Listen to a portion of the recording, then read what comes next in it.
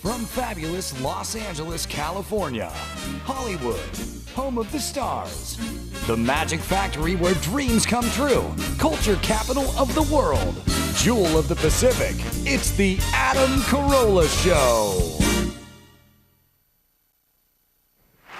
Yeah, get it on. Got to get it on. No choice but to get it on. Mandate, get it on. And welcome to the program. Anthony Jeselnik's going to be here. Dave Dameshek is here, Creep of the Week. And get out of jail free. Get out of creep whatever jail. We call it. I'm over the moon, Ace. And hello to the other people whose names I forget. But Allison Rosen and Bald Brian. Oh, that's it. And I can't tell them apart. But also, Anthony Jeselnik, you know where he's from, right? The banks of the Three Rivers. All black and gold tonight, Ace. Wow. What are the names of the rivers? Well, I would like for someone else who considers themselves a trivia master. How about Bald Brian? Can you name the Three Rivers? The Ohio River, the Cuyahoga, No. the Monongahela, Ace Carolla, and I will say this: the Ohio River. The Allegheny and Monongahela converge to form the mighty Ohio, which then goes into Ohio. Where is it formed? In Pittsburgh. So why does that bum state to the right or to the left, however you want to look at it, to Pennsylvania, why do they get to name the river? It should be the Lemieux River. That's right. Thank you. Mario The Lemieux. Jack Lambert River. I don't care, not the Ohio River. So where do you guys, there's a couple things that are going to light everyone's fire here. First off, I have a pizza-related one, and I have a etiquette-related one. First, I'll start with the etiquette one. Now, you guys tell me where you stand and how this works. It's happened to me a million times. I know it's happened to all of you. It drives everyone insane. I've been doing this Fund Anything program where I'm doing the crowdfunding, getting money for my next film. And so I started doing a little bit of press. By the way, today over at Acme Theater, 4 o'clock, a lot of the stars that are going to be in the film and the plot and all that kind of stuff, doing a big press conference over there. And I think there's some tickets still available at fundanything.com/Adam Carolla. So you can come out and say hi, and then it's pizza and mangria. And I'm going to get to pizza in a second because something very disturbing involving pizza happened to me today. Can this be seen? Because not everyone obviously wants to see it. It's going to be in LA. Is this exclusive to only the people who are there, or can people see this? It's going to be a press conference. I'm going to bring everyone out. We're going to do like kind of a podcast thing out of it, and I guess we will probably won't be live streamed, but we'll have a bunch of pictures and stuff like that, and you'll be able to try to paint a picture using my velvet tongue. So I was doing an interview, and I called into some big online whatever tech show, and the lady did all things digital. It was a nice woman, and I called in, and I said, I'll call you at 3, and we'll just talk about this crowdfunding business. And I called her, and she said, she sort of apologized at the beginning. I called her a couple minutes early, and she said, oh, well, you kind of caught me off guard. And then she said, I've been off the grid for 7 days now. I didn't know if she was out of town. I'm not sure what that meant. And I said, oh, did you have a chance to see my video, my crowdfunding video that I did with Bryan Cranston? And she said, yes. And then there's like a 3 Mississippi, and there's like a 2.5 Mississippi. And then I said, it was just, did you see the video? Yes. Oh, okay. So do you have any questions? You're like, yes, let's get started. Was that? And I thought that was her moment to tell you how she liked it, whether she did or not. No, she was saving it for air. That was just good broadcasting. She at least had to make a noise or something. It was like I was calling roll, and we're in PE. And I was. Did you see it? She said present. Kowalski, present.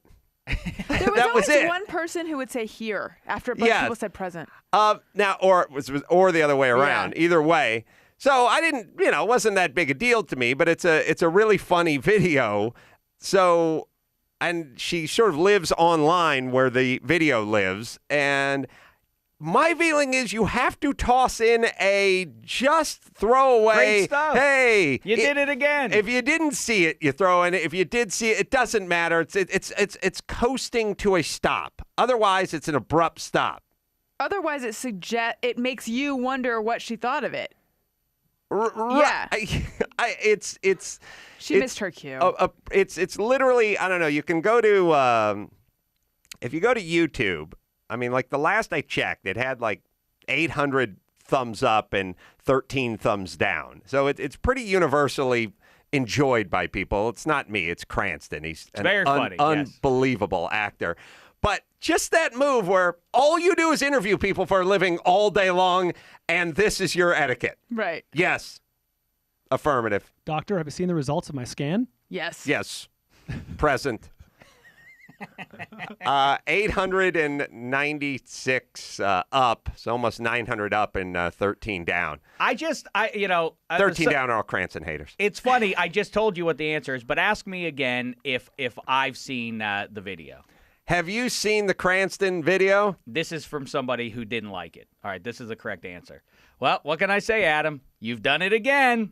Right. Or here's the other one. Or, hey, it looked like you guys were having a lot of fun. Right. You pick apart. That's it. Or you just go in a weird direction. Whose house was that? Did you just go to his house? Or were you like on the set of Breaking Bad? You know, you pick a side question that'll immediately engage because the person will go, no, that was Cranston. That was like his pool house. He just invited us over. He lives up off of whatever.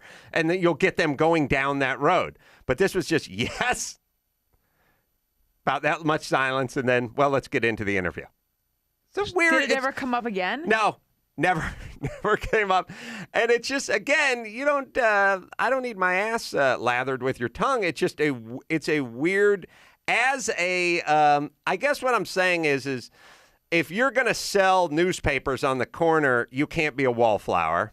I don't know if they have that paper late job anymore. Extra, question mark? Extra? Yeah, I don't. Extra, you can be a wallflower if you want to sell the goods, fella. It's just a weird way to be wired and that's what you do for a living. Right, I talk to celebrities about their projects because it's going to happen where the person says, did you read the book? Did you see the online thing? Have you checked out the webisodes?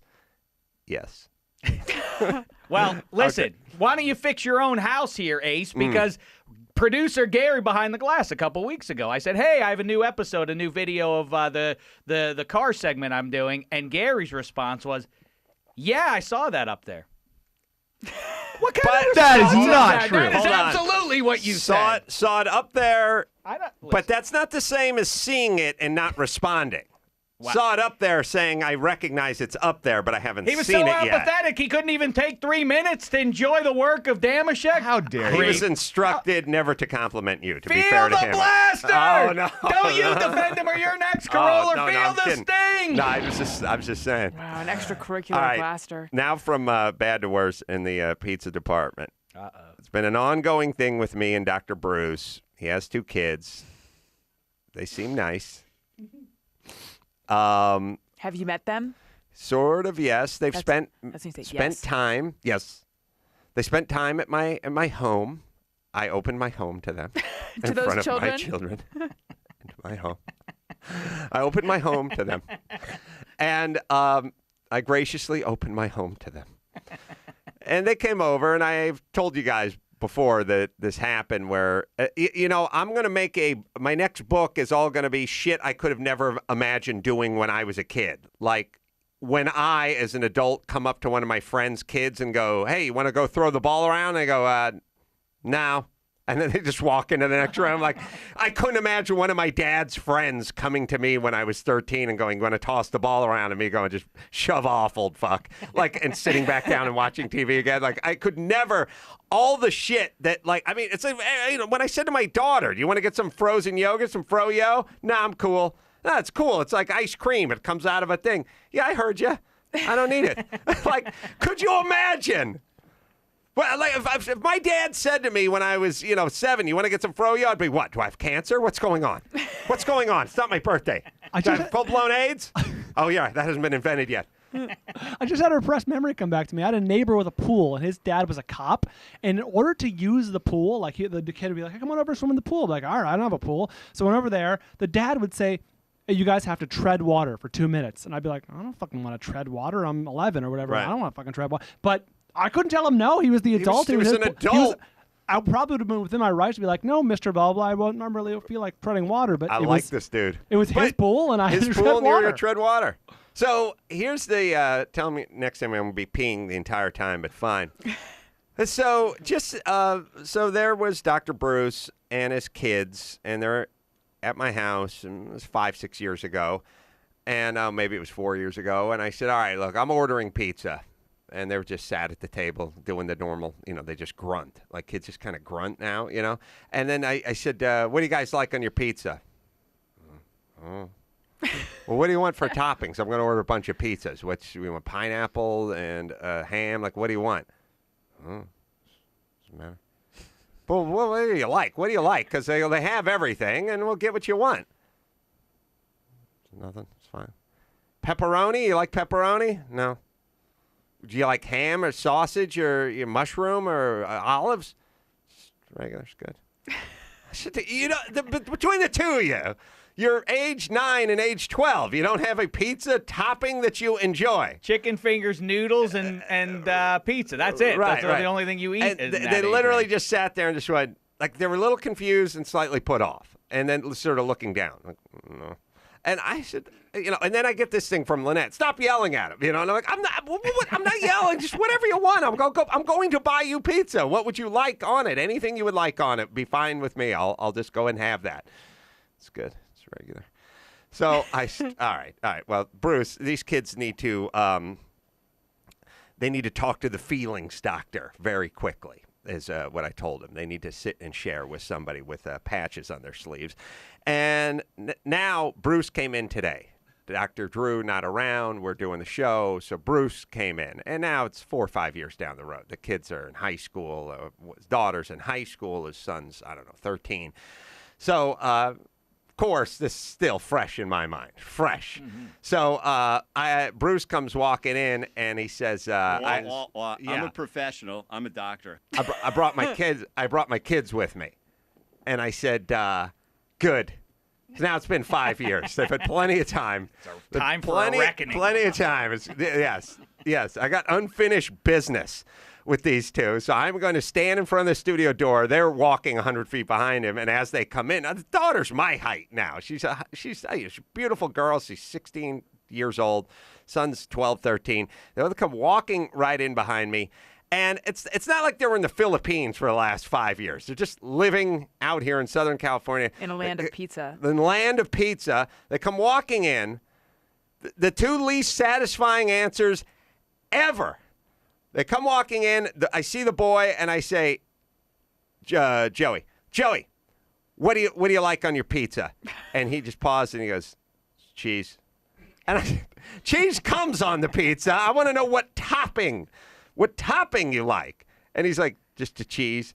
And that's not a topping. That's what that is. I want the ornament, not the hood. You keep saying you want a car with a hood on it. It comes with a hood. I want to know what the hood ornament is. He says, cheese.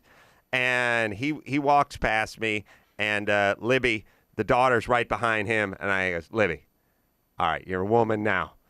What? What do you like on your pizza? I didn't think it could get worse. She said, broccoli. And I said, okay, that's it. That's it. You guys combined a -3. They were coached. Minus There's -3. possible. Combined -3. Is there another tandem? Is there another tandem that wants nothing a combo and broccoli? Of bad answers, yeah. I hope they. I didn't think it could get worse than cheese. It did. It took a nosedive from cheese. I assume that in this 100-degree heat, you sentence them to wait the entirety of the podcast outside. In the car, windows up, defroster blaring. What an outrage. What's wrong with you? I don't know what's going on. That's called surviving. That's not living. That's right. Dr. Bruce's kids. That's Live. Right. Get some sausage. Get a meatball that's sliced just so, and have that spread around your pizza pie. You should have very strong feelings about pizza. Like, you should be... Right, like she hates it, so she likes broccoli on it. Broccoli. It's like, that's worse than nothing. That makes it worse. That wouldn't even work. There's just hair. The makeup of broccoli wouldn't suit a pizza. Gary, too crunchy. Half-tart. Am I making any of this up? Absolutely not, and I don't think they were coached at all. No, they were not. They had deer in the headlights when Ace came out and asked him about pizza. I couldn't believe it. Obviously, Dr. Bruce had said nothing.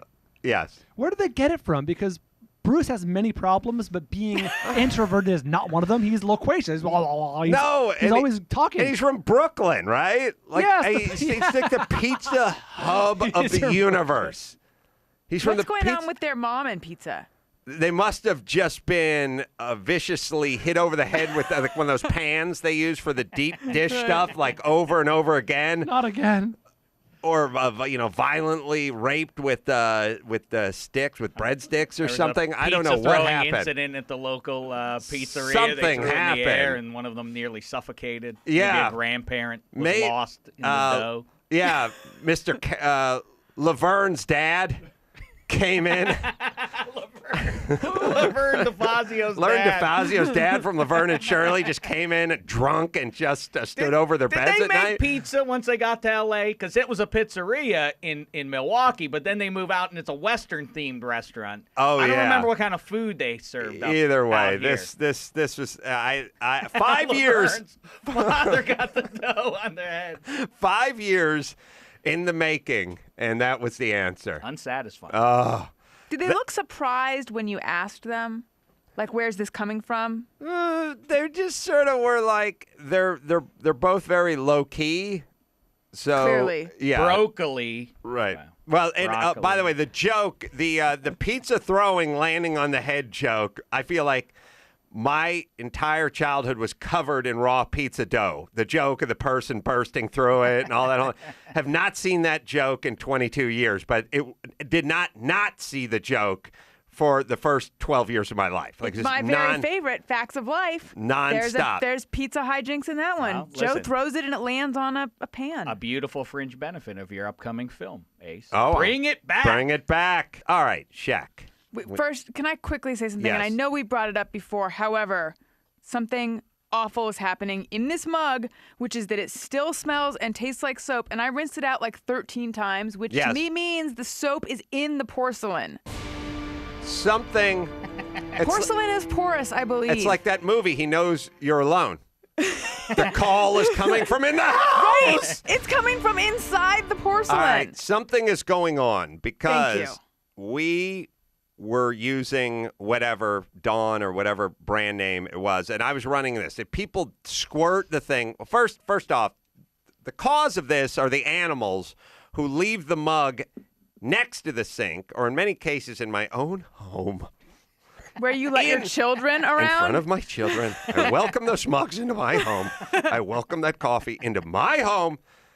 The mug in the sink, just to taunt me, directly under the spigot, lined up, 1/2 a turn with the right hand on the cold water would blast all the troubles away. Nope, just sitting there with just a 1/4 inch of coffee at the bottom so it can dry out and make the permanent ring under that. A close cousin, maybe even a brother, to my most heinous lazy deed against your fellow man.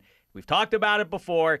If you have enough strength to open the microwave, throw your food in, punch the boop, boop, boop, boop, boop, wait for it to cook, take your food out when it opens, and then leave the microwave door ajar. Yeah. Who can't close that door? Someone could hurt themselves. Doors open. That's intentional. The pop top on the ketchup and the mayonnaise squeeze thing left open at 90 degrees. Finally, we're exposing these we've created a society of horrible, self-absorbed monsters. I told producer Gary, I said, look at this. There's soap in the cup. He said, yeah, I saw that.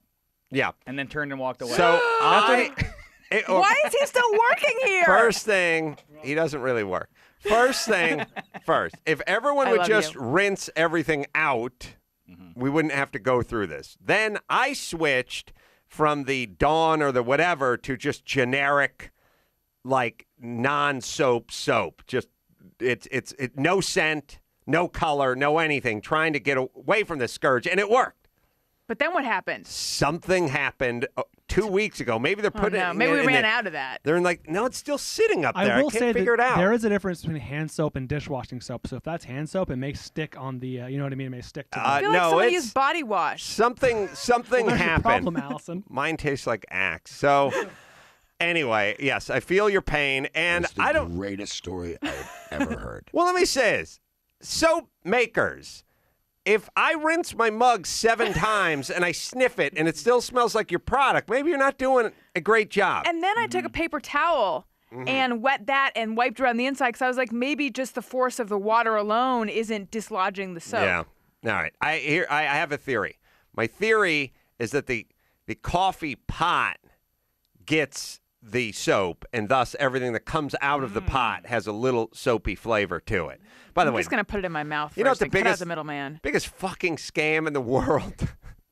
The biggest scam in the world. At my house, sitting in the sink, by the sink, we have the shit that's for cleaning apples and cleaning nectarines and whatever. Like spray for produce. You can't just fucking rinse it under the water. I agree with you. And that stuff is so soapy, too. It's really hard. Once you put it on there, it's hard to wash off. Are you supposed to rinse it off? Well, of course you are, but it takes too long. But now the pleasure is gone. Fucking rinse the thing under this fucking spigot. I mean, once you put the wash on. Yes, it's ridiculous. By the way, I don't need fruit soap. Peaches, we're at the halfway point in 2013. Peaches are having a delicious 2013, but there's still 6 months left to go in the Shecky Awards for Fruit of the Year. Just wanted to throw that update. Oh, by the way. Thank you. Hold on a second. White peaches in particular. I don't know if they're having. Go racial on us, but Yasiel let me say this. Puig of fruits. Let me say this. They look nothing alike. Let me say this. You guys can Google him, and then you'll laugh. Here's, I had this one. I don't know. I'm always obsessed with the unnecessary bullshit, like this fucking spray my wife buys to clean the tomatoes, but just rinse them off or fine. They've been cleaned at the store, whatever. But anyway, everything's got to be. It's certainly not for me. It's the kids. It's always for the kids. So I had my nephew stay with me, and he's playing lacrosse, which is interesting to me. We never played lacrosse out here. It's not something you play on the West Coast, but now they're playing lacrosse out here. I don't think it's a very good sign, but no one plays football, they play lacrosse.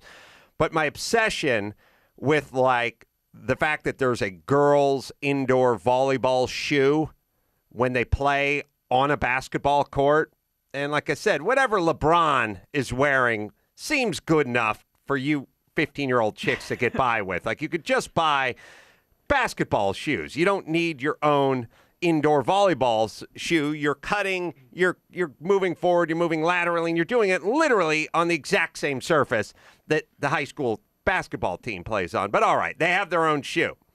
So I said to my nephew, he said, "Yeah, I play lacrosse."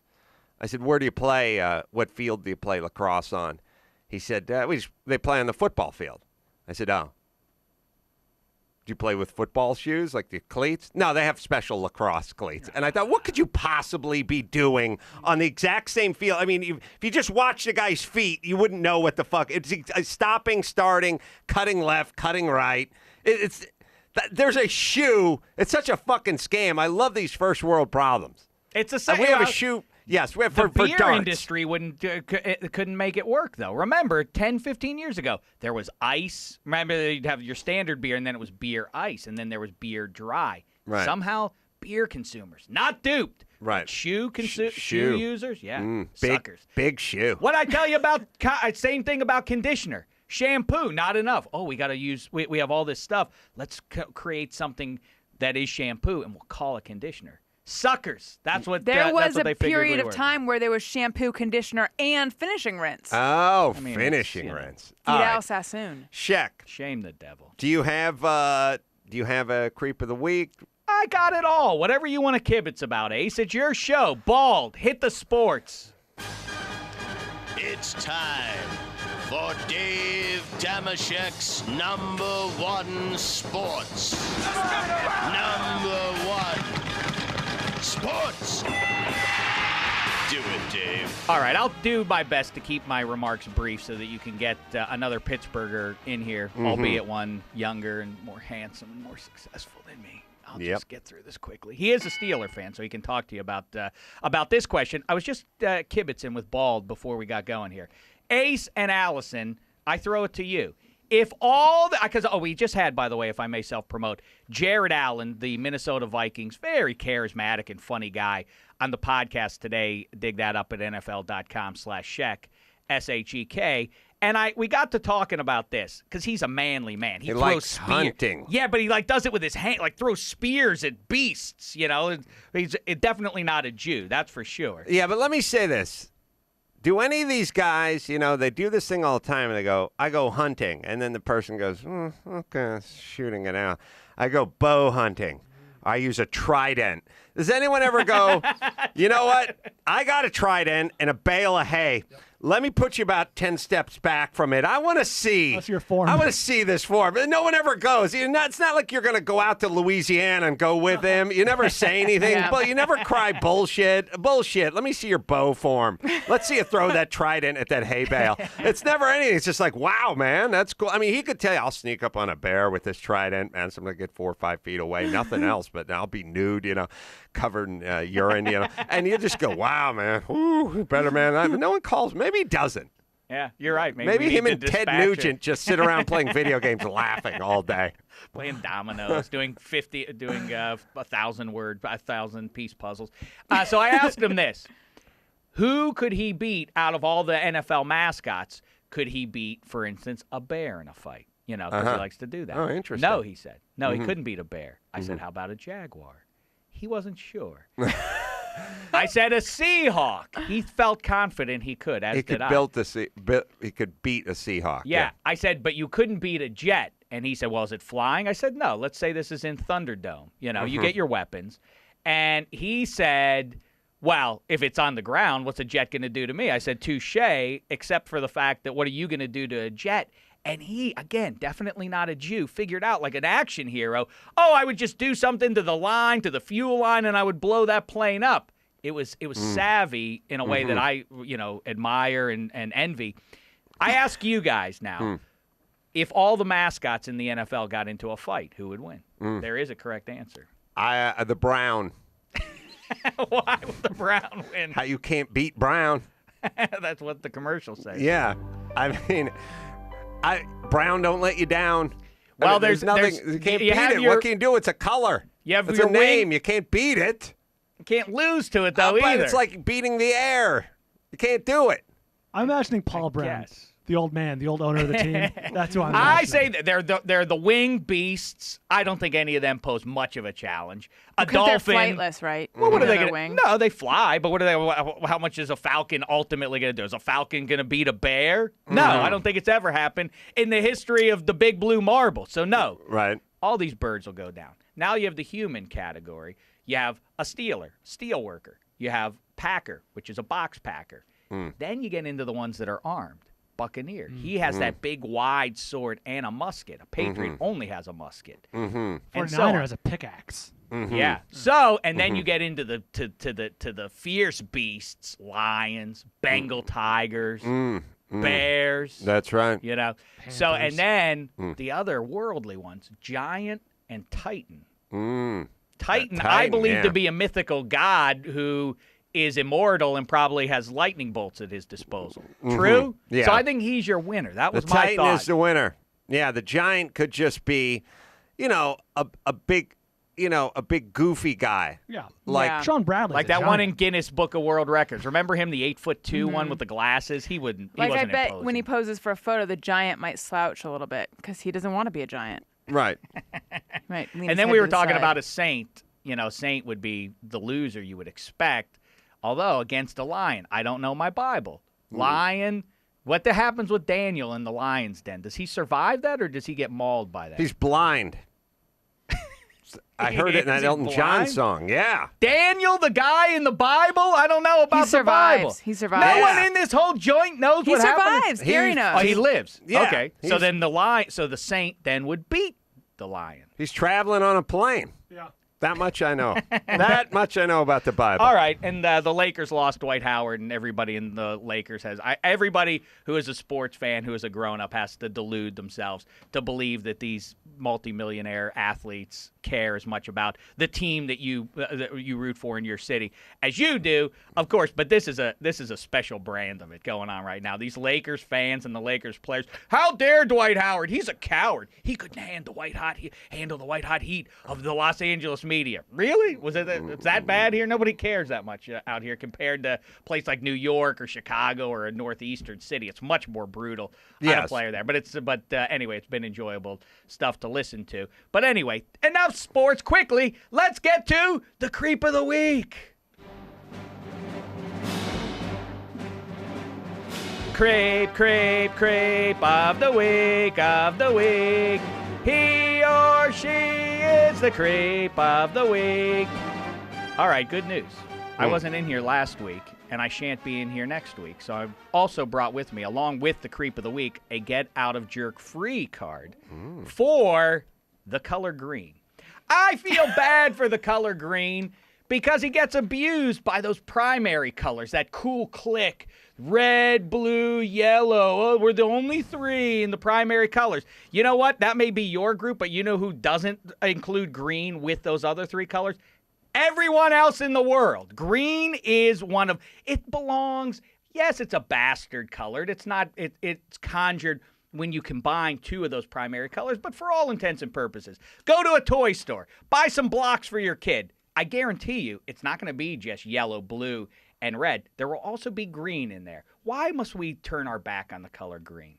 You know? Yeah, I find I like green, but it's a more mature color. You think so? Yes. When you're a kid, you like purple. Purple and dumb chicks. And that's how you know you're a dumb chick. You like purple. That's how I found out. When I was a little kid, I liked... Yeah. You like purple? Yeah. Said, I guess I'm a dumb chick. Or a savant genius. No, every kid. I was talking to my kids about this. My son liked blue and then purple. Purple's a cool color when you're a little person. But it's not the favorite color of many 45-year-old scholars. You know what I mean? Yeah, It's not a No, there's no purple car. You don't drive a purple car. If you like purple, you'd have a purple car. Now, if you drove a car as a 9-year-old, it'd be nothing but purple cars and carnage on the road, by the way, because they can't even touch the pedals. I have purple retainers. But there's if you were able to purchase a car at age 7 or 8 or 9, 80% of them would be the color purple.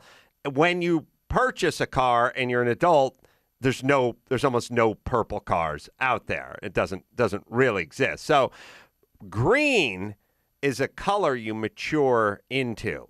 I like cars. Forest green. Pine green. British racing green is a spectacular looking color on an old Jaguar and that kind of stuff. Yeah. Green food. You don't want to eat green food as a child. That's right. As an adult, that's except on my pizza. You would rather drink shit that's purple than eat shit that's green. That's so true. All right, yes. So green, I don't care what them bullies are doing to you. Look at what, by the way, they bully it around. They treat him, like I say, he's a bastard. Hold on. Find me a Lotus race. Find me Lotus racing car like 50s, 60s. I'll show you a great British racing Lotus You know what's a great, also in Yes. uniforms. Oh, also at NFL.com. The big greatest uniform in NFL history bracket is up there. Go vote on it. The green of that Kelly green of the Eagles is nice. The green on the Oakland A's uniforms is nice. You don't see it employed nearly as much as you do you really in red feel and blue. That olive green deserves to sit at the same table as Kelly and Forrest? Because I don't. Yeah, I don't Olive either. green is where I say no thank you. Too much like barf. That's an industrial application. That's so you won't get shot. Yeah. That's not, hey, look at me, green. That's, you can't see me, green. Don't look at me. Mine is a message of inclusion. Apparently, yours is not. To me, that green I says, welcome all shades I drank of too green. much last night. Mm-hmm. I'm a 21st century man. All right. So, enough about the color green. Just know that you have the get out of jerk free card. And now, your creep of the week is button-fly jeans. I made the mistake of buying these things. You see them? They're nice enough looking, right? They fit okay. They look good, yeah. Oh, thank you. They're a little shiny. Oh, you don't say. Yeah. Oh, but anyway, so I got myself these button-fly jeans, not knowing they had a button fly. Of course, I've grown accustomed over my many moons to the zipper. Now the problem with it is that when you go to make your water as a fella, you have that countdown sort of in your head. Oh, I have to make water. All right, here I go to the bathroom. Oh, I'm walking through the door, closing it. As the door closes, now the zipper starts going down, and the countdown is within seconds now. The flow shall begin momentarily here. Except, wait a second, this isn't a zipper. I got a button fly, and now I'm scrambling. Now I'm in panic mode, and once it starts, this is all it takes to put you in a panic mode. You should be a fighter jock. Again, I am not Jared Allen. Wow. There's a Lotus that's no, I feel like yellow. This happened to me once. I feel like I had my period and got stuck in my jeans. I nearly have made water on myself on a number of occasions thanks to these jeans. And the real issue is, why did we go back to this as a society? Didn't we improve upon it? Why are we now going back to this? It's like when 10 years ago Banana Republic sold those old-timey phones. Why do we need an old-timey phone? It's a novelty. My problem with the button jeans is there's one at the very bottom that I can never quite get to. And it's some work, and it's always unclear whether it's buttoned or not. I don't quite have the time to give it the attention it needs to figure out whether it's buttoned, and it should never be unbuttoned because you don't need that. That one doesn't need to be there. It's too close to the bottom of it to even do. Yes, there's plenty of wang room above. And speaking of wang, what about what's inside the jeans?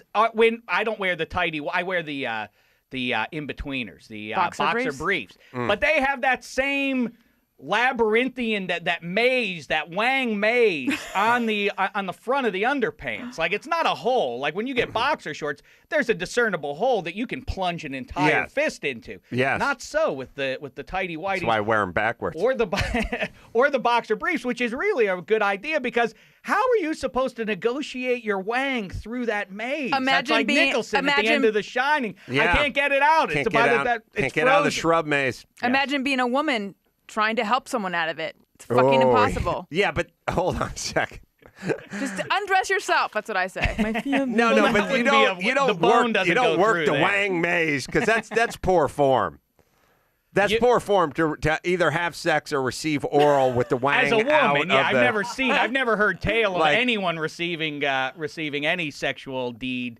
But through the wang maze. I'd like to meet the dude. Hadn't someone told me this that sooner? Kept the midways up all the way up, like even pulled him up a little bit and just got the wang out, just the business. You know what I mean? And had intercourse that way. I'd like to meet that guy. And for who? Why do they have? But who came up with that? And why have we as a society not done? Well, no, we're too busy sewing buttons back on. No, the zipper. It's much easier, much more convenient. Now let's go back to the dumb buttons that nobody desired. All right, but hold on. Why are we putting our wang through that maze? Hold on.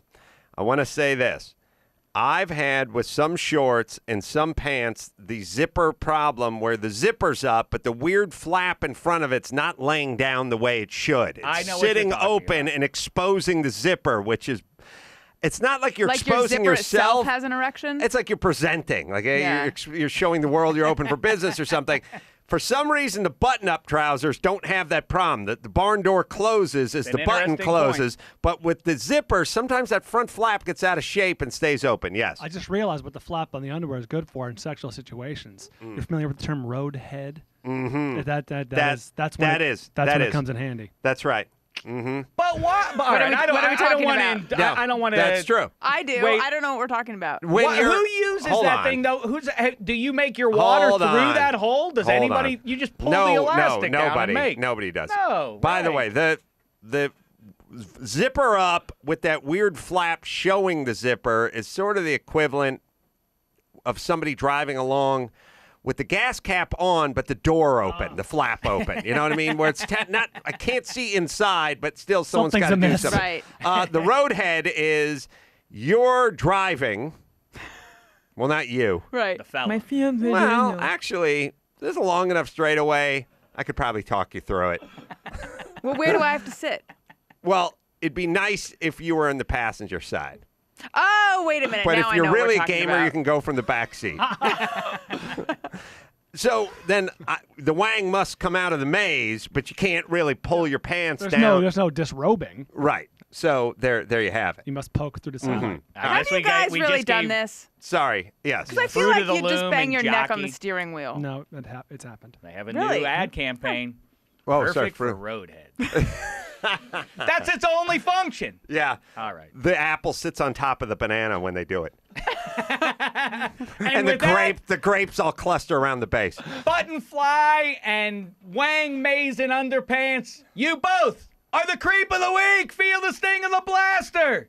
Oh, it'll find its way through that labyrinthian maze. Don't you worry. All right. The great Dave Dameshek. This is when I wish there were more women around here so I would know, am I really missing out that I've never done this? Oh, the Roadhead? Yeah, it just sounds... Oh, yeah. Not you. Spread the Yeah. word. Spread the word to all women. Yeah. You should do it. Dave Dameshek, his gift is talking about things that nobody cares about. But I mean that. No. Dave Dameshek football done it program. You can get it on iTunes. Website davedameshek.nfl.com. Anthony Jeselnik is coming in next. We'll talk to him about his TV show, many other things, right after this.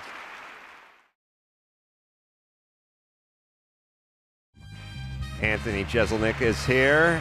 I think we did a Pam Anderson roast a million years ago, right? Wrong. Who was that? I don't know, man. Shit, that wasn't you? I'm sure Or it was maybe I someone. was watching you roast somebody.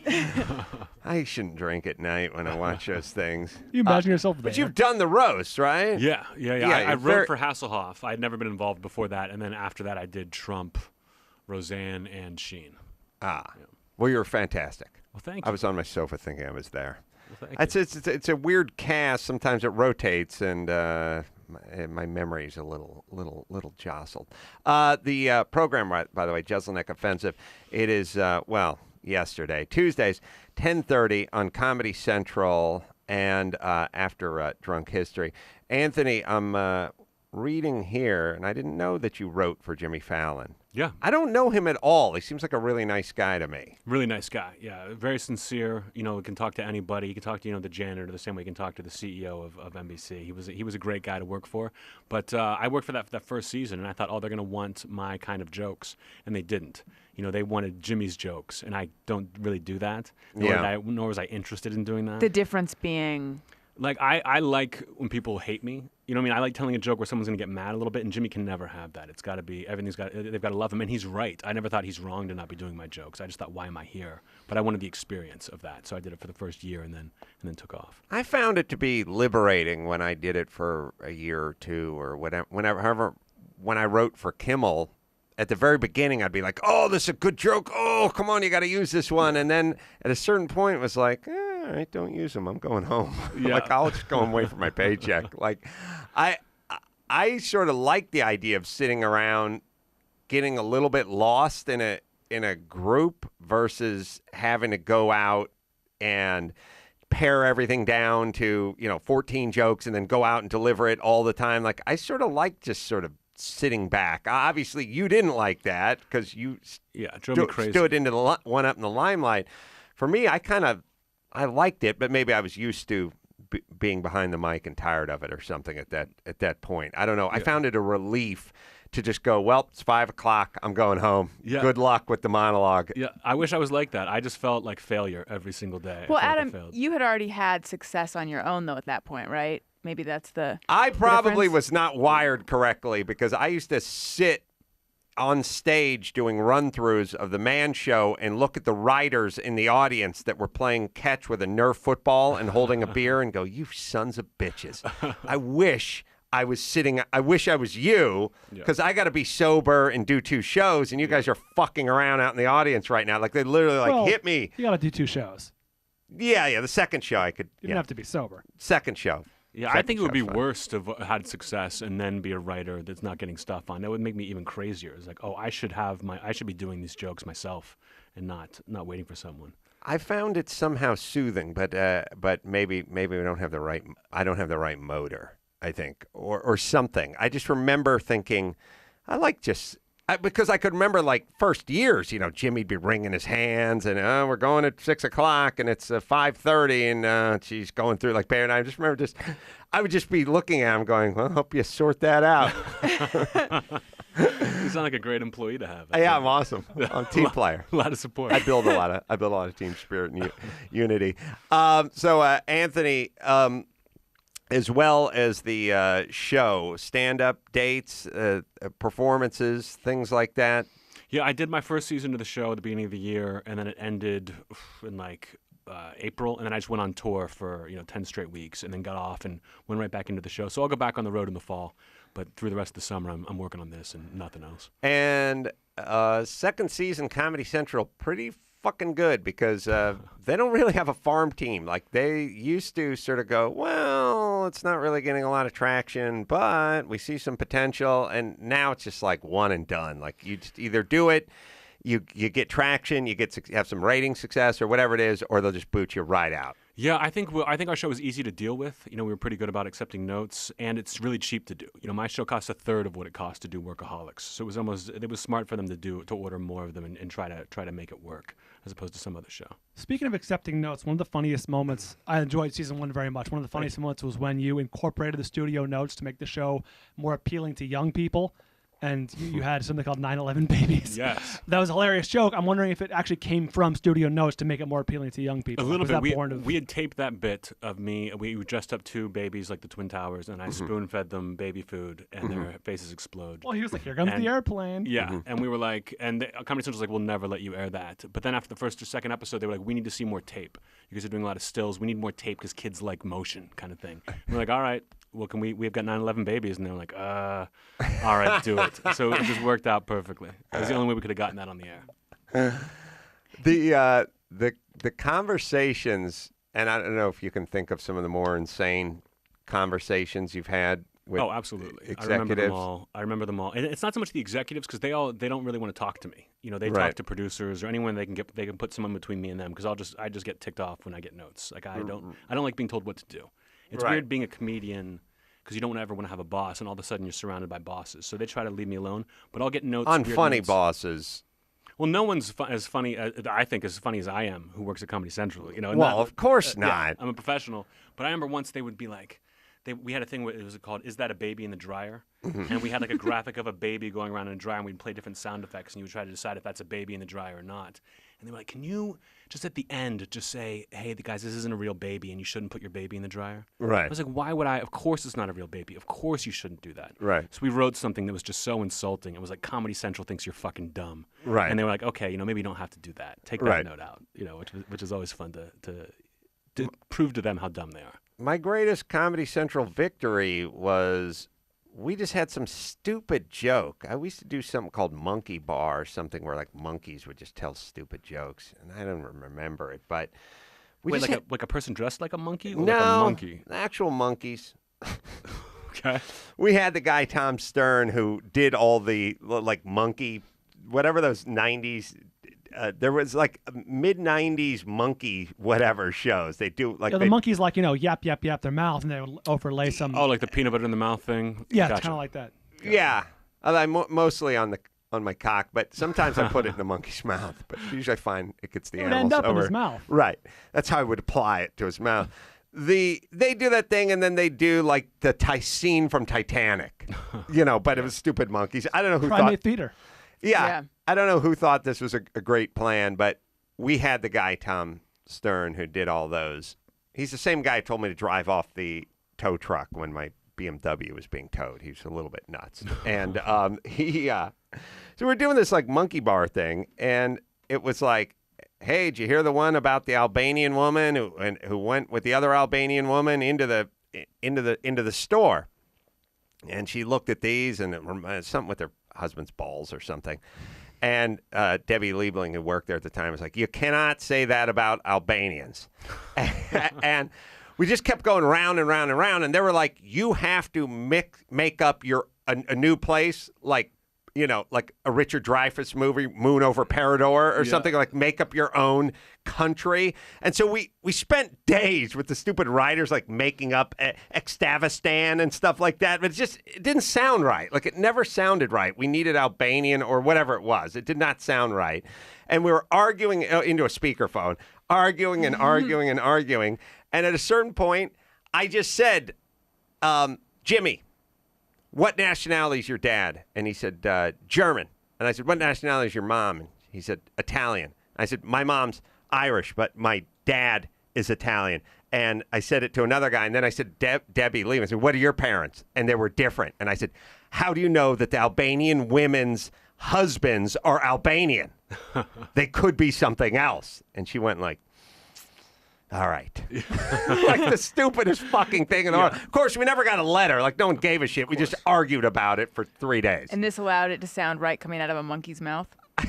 It's like, technically, she could argue that the Albanian men were not Albanian. They were somewhere, they married outside of their ethnicity, and thus we couldn't be held to the fire by the strong Albanian lobby. Yeah, they always want an argument just in case, even no matter how ridiculous that argument is. But I always like when they're like, okay, you can't tell this Asian joke.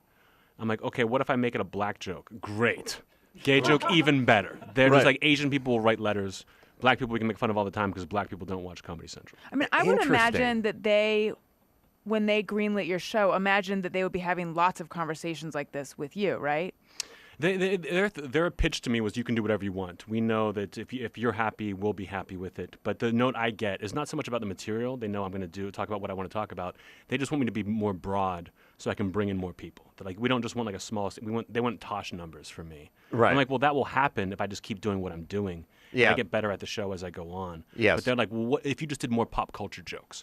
If you told a Chris Brown joke every show, that would get more people on board. And I'm like, I don't want to do that. Yeah. I don't want to make fucking Chris Brown jokes every day. Well, also, what they do and what everyone does is it's basically you end up with a minivan. I always say this, where they go, we need you to have great performance, but also you need to be economical. You need to get great mileage, and you got to be sporty, but you have room for 8. Yeah. And you gotta look great, but you got to be super thrifty too. And it's like, what you end up with is a fucking Pontiac Aztec of comedy. You end up with nothing. You cannot be all things to all people. You're nothing to nobody. You're just fucking pick a path and go down that path. Hopefully people will dig what you're doing. If they catch you trying to please people in comedy, you're fucked. Like, if you ever stop and go, I wonder what these people want out of me, you're ruined now. And I don't know that anybody, a composer, comedian, poet, artist, did anyone ever go, I wonder what painting people want to see? Yeah. I wonder what poem people want to hear? I mean, all the greats and whether it's Lenny Bruce or Beethoven or whoever, they just went, I'm going to create. They certainly didn't call a committee of untalented people to gather around them and help them paint. Yeah. I don't know why they think this is going to work. Yeah, and the notes they give me, they'll be like, sometimes you're dark, you're too dark. Sometimes it's dark for the sake of being dark is when I get a lot. And I would just say, listen, I've gotten these notes since my first open mic, and I've ignored them to get to where I am today. I just didn't listen to anybody to get here. Why should I start listening to you now? Right. That stuff. And you just try to just keep your head down and get through it and hope you get picked up for the next season. Because I know it just gets better episode by episode. You know what'll help? We used to do this all the time, which was Jimmy would be kind of the asshole and then I'd be the nice guy. And if you can find, you're obviously the bad. You were the nice guy? I mean, you were the nice guy. I played the role of the nice guy. Yes. I was the nice guy, and so what would happen is I would eventually pick up the phone and go, okay, Debbie, listen, Jimmy's fucking stewing over this thing, but I think we can work this one out. And then I'd be like good cop, bad cop. Oh, I thought you meant on the air. No, not on the air. Do that where, off the air, I would do Gotcha. she'd go let me talk to Adam, because he's not screaming and yelling and huffing and puffing, and then we'd kind of work it out. But we played it that way, you know, we knew what we were doing. Yeah, because that's another way to get jokes on the air too. Is if let's say you and I are on the show together, and you make some horrible joke, and I'm like, Adam, that's messed up. That makes it okay because people watching at home are like, oh, the show commented on itself. Right. We don't have to get mad. But as a viewer, as someone who enjoys comedy, I know that trick. And it ticks me off. I'm not an idiot. I know you're joking. I know you don't mean this awful thing. Yes. So that always kills me. By the way, if you want to check out Anthony's website, anthonyjeselnik.com, and let's see. I have a question. You said that you've always, like, your humor, you want to be hated. Where does that come from? I think it's I was just looking for my voice in comedy, and I thought that when I was a kid, I loved professional wrestling. And I thought there was nothing funnier than when the bad guy wrestler would come in the ring at Madison Square Garden and be like, New York City is the worst city in the world, and people would just start throwing in. Of course they're throwing stuff. Yeah, of course they're gonna hate you. That just made me laugh, and somehow I was able to kind of get away with it a little bit. So what if I'm just the villain on stage? Like when you watch a movie where the villain is great, you're almost rooting for the villain. I wanted to be that. Do you ever find that the reaction is too strong? No, the only thing that sometimes bothers me is if I'll tell like a racial joke or like a joke that's got misogyny in it, and like I feel like they're cheering for the wrong reasons. Like I'll tell a joke with the word rape in it, and people are like, "Yeah," and I'm like, that makes me not want to tell that joke for you idiots. It makes me kind of dislike my fans sometimes. But I think that I have a lot of fun subverting that, almost like to compare myself to Bob Dylan, like Dylan going electric and just having everyone boo him every night. It's like, who cares? I don't care about my fans. I just want to do what I want to do. So my fans will make me want to change, just to not be a people pleaser, if that makes sense. Yeah, alienate the core. That's what I say. By the way, all you guys listening, suck my balls. Fuck you. I fart I'm a fart hat on your heads. You're all weak and worthless. I wipe my ass in every episode. I wipe my ass, and you sicken me. You yellow belly fucking douchebags. Yeah. Yes. Allison Rosen? Yes. Should we do some news? The news with Allison Rosen. She'll read some news from her iPad. Sometimes it's good, sometimes it's bad. It's Allison. And when it's time to wrap it up, she'll sign it off with zip it cunt. It's Allison. All right, so there's a video that has been making the rounds on social media today. A Michigan woman was caught trying to hire what she thought was a killer to kill, a contract killer to kill her husband. It turned out to be a cop posing as a killer. Sting operation. Yeah. But she was going to, she's 21, her husband's 27. She was going to pay this guy $400,000. No, sorry. She was going to pay him $50,000 and the reason she wanted to kill him was to get the $400,000 life insurance policy. But we have a couple clips from the video where what everyone's talking about is just how cold-blooded and calm this is. And here she is explaining kind of her thought process and why she wants to do this. When you see the Lee press-on eyebrows, it's always a bad sign. Yeah. But now he's got a tattoo on his arm.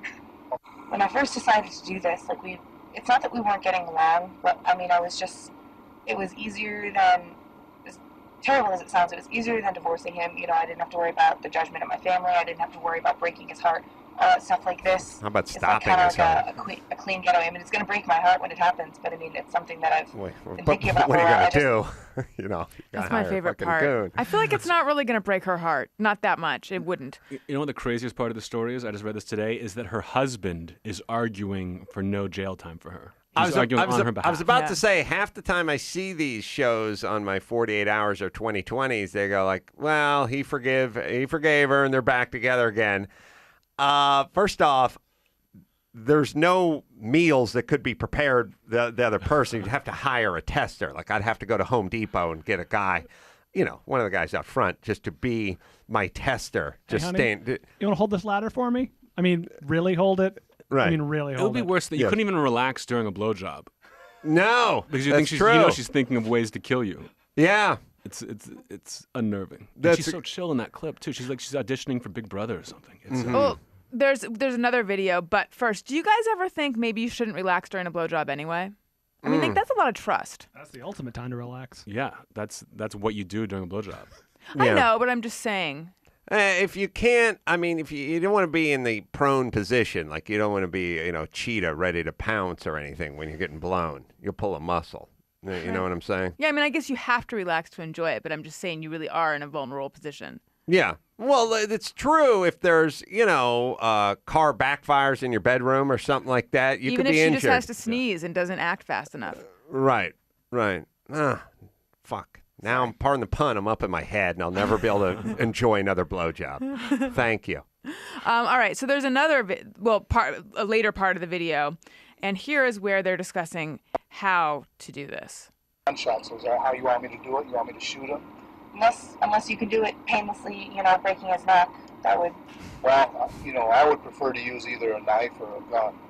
It's quick and easy. Do a gun instead, it's painless, less painless. All right. Do you want me to shoot him? Do you want an open casket, a closed casket? What do you want? I don't want an open casket. I mean, the most painless way you could possibly do it, I don't care about anything else, just make it painless. I don't want to I'm just gonna take him head on there and I'm gonna shoot him right in the face. Okay. If she really loved him, she would just kill him herself. Yeah. Yeah.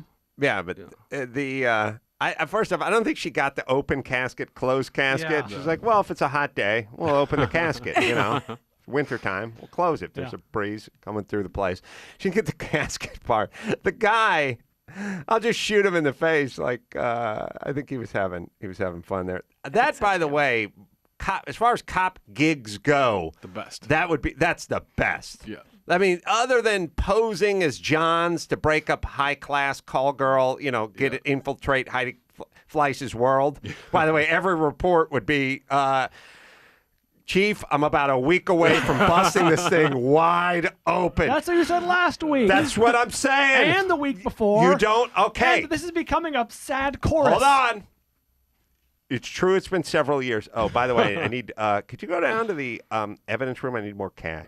Well, again with the petty cash. Hold on. This is a big money loser. Just hear me out. I need some, if you're going to the evidence room, I need some blow too, because that kind of. What does that have to do with the investigation? I need cash. I need some blow. I need one of those offshore boats. I don't know if we have one of those. We're in Michigan. Okay, I'm this close to blowing the lid, pardon the pun, off of this whole high-class, underage call girl. Wait. What? Underage is part of the discussion. Oh yeah, I'm sure I brought that up.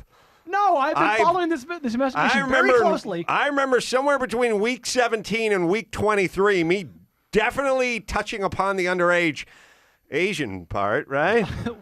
I specifically remember asking you, this is not underage, right?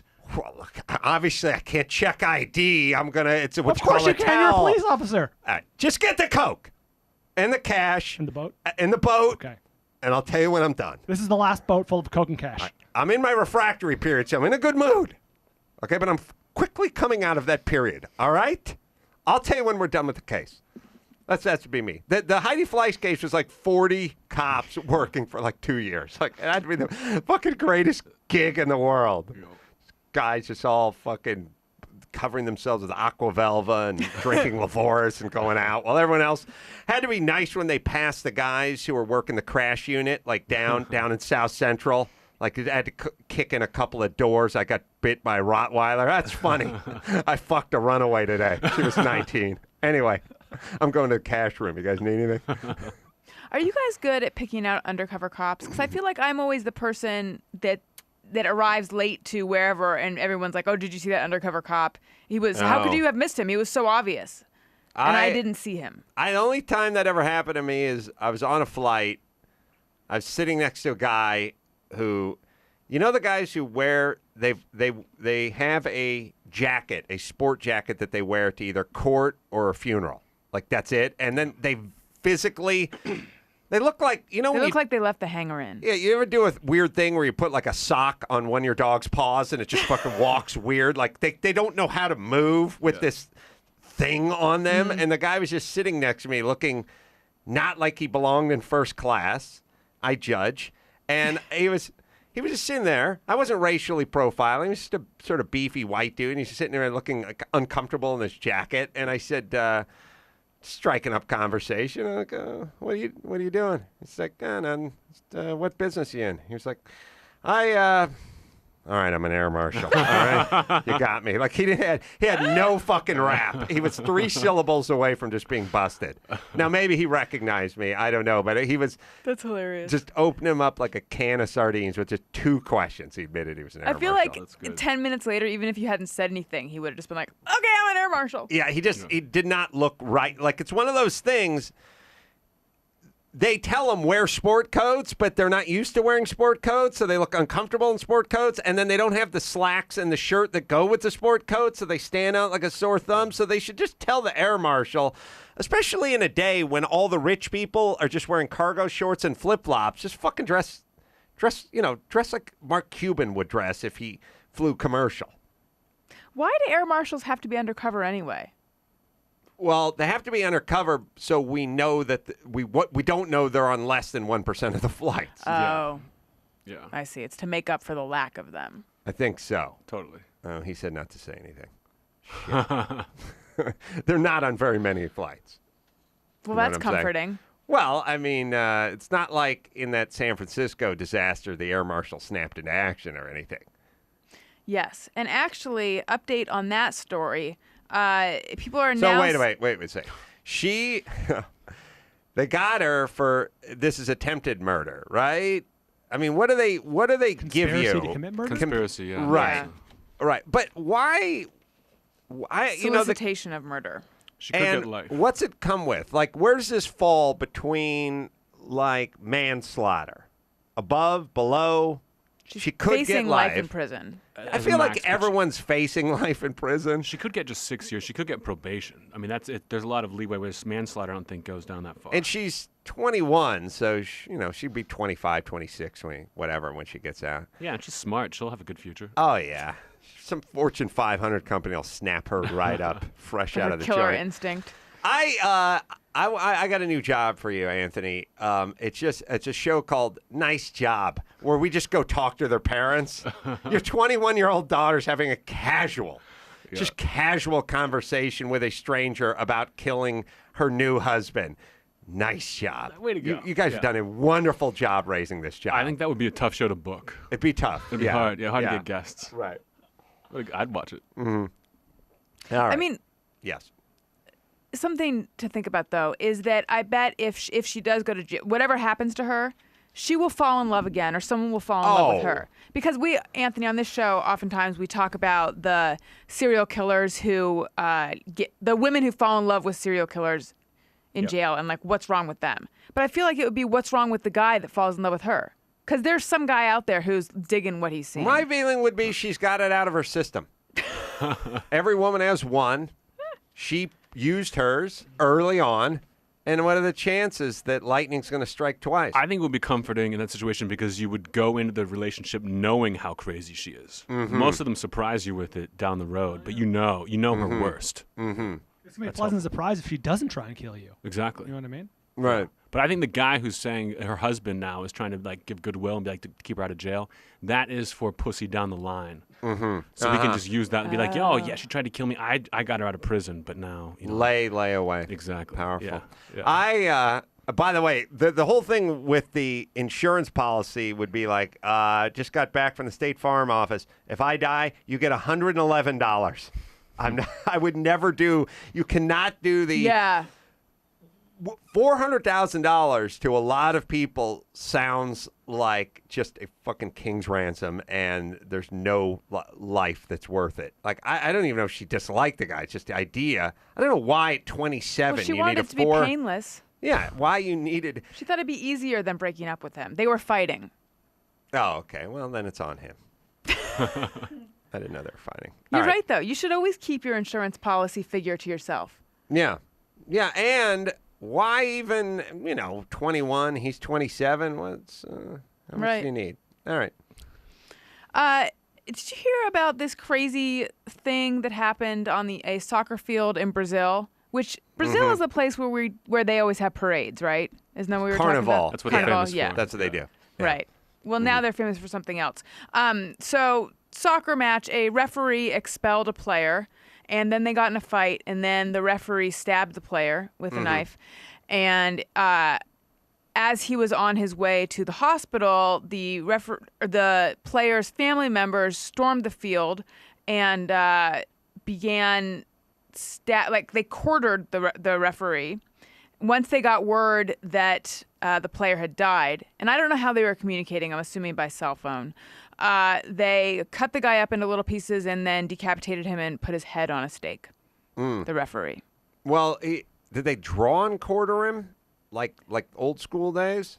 It wasn't like horses, but they pulled, tied him up and then cut his arms and legs off. Yeah. In Brazil, they love two things: soccer and Game of Thrones. Those are their two loves. Exactly. Yeah. It's a great precursor for the World Cup, which is showing up there in 2014. One more reason to fucking hate soccer. First off, I've said this once, said 1,000 times. The people up in the audience are so fucking bored that fighting seems like a nice alternative to nothing going on the field, number one. Number two, it's the only sport that I'm aware of that still has horrible racists up in the stands. Nobody ever talks about this. It's I've seen like the Real Sports on it. It's how you know there's just no fucking God, which is it was Spain, I think, that won one year. We never stopped beating ourselves up like we invented racism and we've got the market cornered on it. Many of these countries are way worse than we are. And these guys, if you come to, I think it was Spain about 3 or 4 years ago, if the black players, there's always, 2 or 3 black players on the team, they do a corner kick, they'd be pelted with bananas. Not funny, Bald Brian. I'm sorry. I mean, not funny on the air. Funny soon later on. Okay, like when we're in the hall. We'll time that better. They get pelted with bananas, and they do like ape calls and stuff like that. It's horrible. And then there's the Aryan Brotherhood that's up in the stands, and they just. The stadium just sort of lets them in, and hands. They have a fake Hitler mustache night and stuff like that. We get a little mini. I mean, it's not a nice mustache. They call it Charlie Chaplin night, but we know what it is. We know what we're talking about. Don't be naive. And they just fucking tolerate this stuff. But by the way, Spain, biggest offender, and then they win the World Cup that year, and I'm like, there is definitely no God. There's definitely no. You don't fucking let them pelt black players with bananas and then give them the fucking World Cup. So there's definitely no God. But hooligans fighting because their sport fucking sucks and is super fucking boring. The players are all idiots. Their hair's all fucked up. Their tattoos are stupid. They fight. They wear their stupid silky shorts. Everyone in the crowd's an animal. Fuck it. They don't need it anymore. Can you imagine, though, if let's say you're just not really a soccer fan, but your boyfriend had tickets or your family dragged you there, and then you happen to see someone get decapitated on the field? Yeah. What a great day. Now, I heard this was, in a rough neighborhood.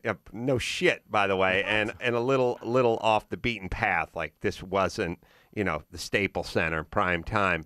But there's fucking first off, a lot of countries are fucked up. And when it comes to soccer, I mean, you remember the world, we had the cup out here, and remember the poor guy? I mean, this is an amazing 30 for 30. I think it's a 30 for 30.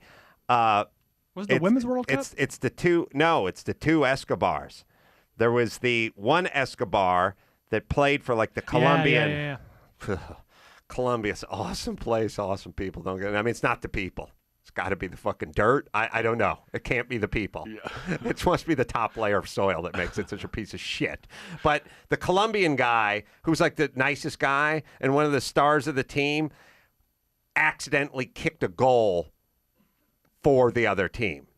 This is. I think it was against the U.S. We'll find this. We'll find this. Goal, yeah, he kicked it into his own goal, and then of course, was killed when he got back to Colombia, because what are you going to do? Oh, yeah. You can't. The guy's ripe old age of 27. You can't let him live. After being a star on your team, he mistakenly, tried to kick it to his goalie or whatever, and it fucking went in. And it's like, all right, well, that'll be the end of him. Yeah. Awesome. And it's impossible to judge.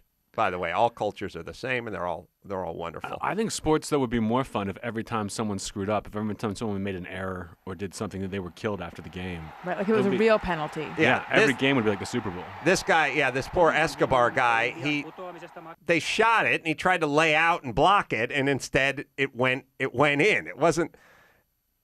He was trying to block it, and went in. I don't know. This must have happened 20 times since I brought this up. It's just got to happen all the time. But he lives in Colombia, so he must be killed when he gets back to Colombia. It's awesome. Well, I won't culture. miss his haircut. No. Well, I mean, to be fair, this is 94 or whatever. Give him a break. Also, do you know how much strength it takes to quarter someone? I'm imagining. Yes, I do. I mean, what are you looking at me for? Yeah, I don't. Like, what weapons did they? I mean, remember I guess that it's everyone crowd there force. has a machete. They I all guess, have yeah. machetes. If they don't, they will issue one when you come in. Yeah. Do you have a machete? That's smart. With proof of machete. Half off with proof of machete. It's like when you're crossing the street in Portland, you pull out one of those, whatever. One of like, those flags. There, they hand around. you a machete. All right, it's awesome. Look, fuck this soccer. Get rid of it. I don't fucking need it anymore. All right. And who the fuck would want to be a referee for anything? Ugh. Like, what's the upside? Yeah, it's like being the manager of a band or something. Yeah, no one. There's always going to be 50% of the people who are playing who are pissed off. I mean, your foot's on the line. One team's going to be happy. The other team's going to be pissed. There's always going to be someone yelling at you. Yeah. There's no celebrating a win because you can't celebrate a win. It's You're fucking right. thankless. What makes someone decide to be a ref or an umpire? They're either better than me or they just really love being around kids for no good reason, and I don't trust them. Yeah, there's no level of referee that's good. Even if you're like refereeing like 5-year-olds, their parents are screaming at you. If you get pros, you got the whole world screaming at you. Yeah. I have no idea what goes through someone's head. The when they do that. stud of all the ref world are the hockey guys because they got the skates on. Yeah. And they're going up on the boards and shit. Like those and are guys they called referees? Ooh, I guess. I think referees. Yeah. And they've got that cool move where when the puck comes underneath them, they jump up. That's right. They all have that move, and it's awesome every time. The great They're puck good. dodgers. Yeah. Mm-hmm. No one misses a puck like them. I don't care how good you are at avoiding puck. Right. They can duck a puck much fucking better than you can. That's their job. That's their sole training is probably just learning Get that. the fuck out of the way. That's how they do it. They do a face-off, and they see who gets to the boards first. They just drop it right in the middle. Exactly. But those guys can skate, and they go up on the boards all the time because they have to get the fuck out of the way. Nice picture, guy leaping over a puck. They used to make hockey referees back in the day, and you know how they drop the puck? Mm-hmm. They started out placing the puck on the ice. Really? And those guys' hands would get fucking mangled every couple of seconds. Yeah. I don't know how long they had to wait until they realized, hey, let's drop this thing. It was a while. Yeah. I would almost have to do the pump move I do with my dog in the tennis ball at the park. You know what I mean? I'd have to do that. Okay, you guys ready? Hup, hup, hup. Almost got you there. Hup. Then about the third one, you get the stick across the face. You put behind your back. Where'd it go? I pretend to shit it out. I put it on my back. Ah! Damn! Goddamn Thai food. Then just fall out, and then they just start it. There's pretty much nothing that isn't funny if you pretend to shit it out. That's what I've found. Yeah. Mm-hmm. So an update to the story about the Asiana or Asiana. I don't know. I've heard both. That's plane crash. Asiana. Okay. Mm-hmm. I think it might be Asiana though. Just say yellow. I don't even get that. Yeah, what? I'm just laughing because I'm uncomfortable. The pilots say that the automated cockpit equipment was working. I mean, it wasn't working, but it was engaged. Mm-hmm. Ooh. To be married? If it's engaged, then it should be operating, right? And yeah. if it's operating, then so it shouldn't crash. But the San Francisco computers make mistakes all the time. So, I mean, perhaps, I think what they're suggesting is that it was calibrated wrong somehow and that the plane was going too slow. Didn't the San Francisco airport have its whatever grid down under repair? That was the story I heard, that whatever the glide path, whatever thing was being worked on. But then it's one of these things where, like, well, while it's down, should you be allowing huge planes with 300 people in them to land or attempt to land? My thing is, yes. Let's not have the first time that the pilot tries to land one of these be with a plane full of people. Mm-hmm. But I don't know really where the fault lies. Yeah. That seems like or maybe there. At least what I call keepers. Let's put convicts. Let's put the disabled. Ooh, Con Air. Yeah. Load them up. Yeah, let's put some expendable. Right. Yeah, because we have to simulate the weight. We have to get the weight right. But on the other hand, people we won't miss. Brazilian soccer fans, you know what I mean? Right. Stuff like that. What if we found out the plane was just filled with the people who were in the stands who drew and quartered that referee? We'd be like, well, what are you gonna do? Yeah. I bet the trash can at the terminal where all the Brazilian soccer fans got on the plane would just be full of machetes. Yeah, they got that they had to water get rid bottles of and machetes. Yeah. Right before Yeah. TSA. Yeah. Yeah. Well, they can travel and they just have to take it out of their bag and have it go through the conveyor by itself. To be in its own thing. Does anyone use that like amnesty bin? You know, that's like throw away your whatever now. This is your last chance. No questions asked. You've seen those, right? International flights or whatever. No, There's there's the amnesty bin, like throw away ostensibly your weed or your drugs or whatever. Oh, really? Isn't that what you were talking about? Or is it literally just a trash just can? throw it away. I just mean I the feel trash like I can. saw that when I traveled internationally. Like there's a bin Internationally. like an amnesty bin, like Oh, throw away but your they money. mean more like for pineapples and shit, right? I guess I could think anything they could seize, but has anyone ever used one of those? Well, if you've keistered a couple balloons of heroin, I think no. Like sitting on that thing, reading the sports page, going clear out, everybody. Drinking some coffee. Yeah. You know, I've done some soul searching. Yeah. Anyone want to make another Starbucks run? It certainly helped things along. Have you guys seen that show Locked Up Abroad? I went through a Yes. phase where I used to watch it a lot. Yeah. The scene where it's always a reenactment, but the scene where the person who has drugs on their person is going through the airport, I begin to sweat just watching it. Yeah. It's so tense. Yeah. And they usually get caught, or always get caught. Yeah, well, I mean, they wouldn't have made the episode. Right. if But I experienced that thing like when you see a movie for the second time thinking, but maybe this won't happen again. They do great reenactments because it's evidently in the role of acting, looking dicey is like one of the easiest gigs around because they have they're not actors that you've ever heard of. No, they're people who have dicey faces. I don't think they can pull comedy off, but they get guys like her like Honduras security with like thin mustaches. All you got to do is put one of those guys in one of those bad cop outfits and have them look. You go black and white with the film like. She gets locked up in 97. You don't think that color film back then? But this is the black and white. And then he's looking at her, and then she's looking down, and then they're playing music. And then there's a shot, always a shot of a guy holding a dog at some point. And they look at her, and then she looks at each other. And everyone stops and looks at each other. And then he pulls the bag out of the thing. But the amnesty, first off, the amnesty trash can. Yeah, I'll send Gary a picture of it. I would... First off, I used to work at McDonald's, and if something sat in the hopper too long, they'd have to throw it away. And so, like the amnesty bin. Yeah, there it is. Yeah, it's like Homeland Security. Like it's like their good official, names like, for. Where do you put your thing? It's got a flap on yellow it. thing They is a just flap, did I a think. good job with the laminate work. I know good laminate work. That would be a fun job to clean that out. At the end That's of what I was every gonna day, say. just to see. Good name for A's V too, by the way. When I worked at McDonald's, if the thing sat in the hopper too long, I'd be like, I'll throw away those filet fish. I'm on that. And I'd run out to the dumpster, and I'd shove as many in my mouth as I fucking possibly could because I was an animal. And I would be the first guy to volunteer to empty the thing because, weed, Coke, pineapples, whatever they're chucking. It's got to be I'm good. in. Well, what'd you get there? I got 3 Leathermen and a fucking kilo of cocaine. I got a pineapple full of cocaine. Full of cocaine and Leatherman. This is awesome. I got a dead baby Yeah. full of cocaine. Stark, Allison. I would basically treat it like Storage Wars, where I'd be like, you don't have to pay me. I just want what's in the bin. And obviously some days are going to be lean days. Like there's going to be some shitty fruit that's rotting down there. And then other days it's going to be fucking gold. You don't know. Every day they bid on who gets to take the bid.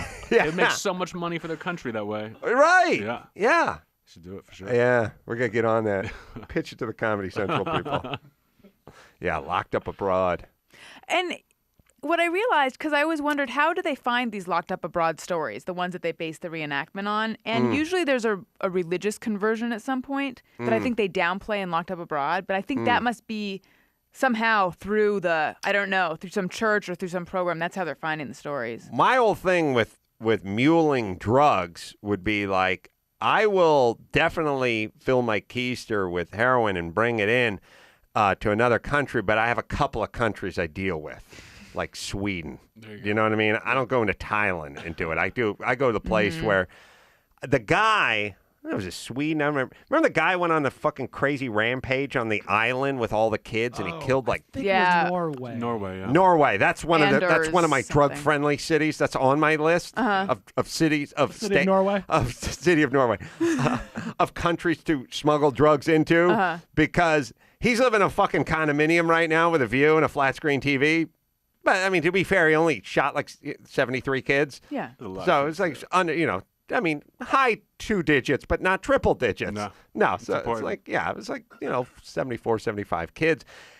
And he's like eligible for parole in a few years, and he's eating better than half the people I know. And that's after stacking up some kids' bodies. So if this is just a couple kilos of heroin, fuck, I'll be living in the governor's mansion, It's true. I want to find out how many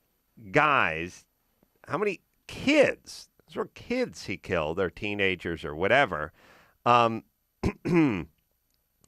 get kind of left off the. You see, when the left does the hey, Europe there's so much that's one story that gets a little bit pushed off the side a little bit. He got on an island with a bunch of kids and just went on some kind of fucking safari. We made something of it here, but not that much out of it here. It was like an odd news story here. Yeah, it wasn't Newtown by any means.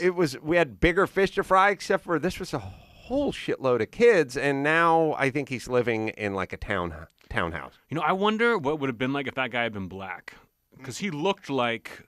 Remember one of the bad guys from Die Hard, who he hangs by the chain toward the end, and he comes back, and the black cop kills him. He looked like Klaus. I think that maybe changed some people's minds about him, that he couldn't be that bad if he was blonde-haired, blue-eyed. If he'd been a black guy. If he looked like Ike Turner, he'd be doing hard time right now. Yeah. I don't even know if they have black people there. I was going to say, I feel like it just wouldn't, I don't think what, so. In Norway? What? I don't know. Oh. Carl, not Klaus. God damn it. Shit. Oh, he only killed 69 people. So, not even 70. Yeah, not even. Yeah.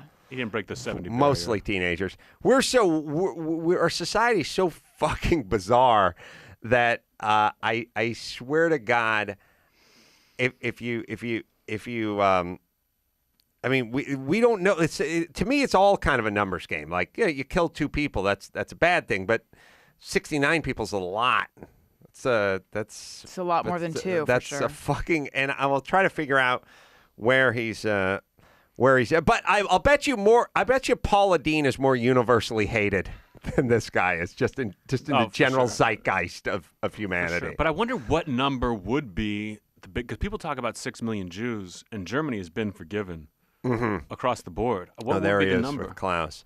Yeah, exactly. I nailed that. Yeah, that's good. That was good. This guy doesn't look like he could have been. Again, he's got hair problems. I don't mean to harp on everyone's hair, but it's not working. But he's attractive otherwise. I think that's probably what they wear in prison. It's like a popped polo collar or a sweater in Sweden or Norway. He could have been in an ABBA tribute band called BAB. Yes. B-A-B. Yeah. I mean, really could have been in one of those bands. Now we got to figure out what he's how he's living. But I swear to God, he can be up for parole in like 7 years. Yeah. Which I know they look at as super evolved. Like, you don't know how evolved we are, and it's like, that's not evolved.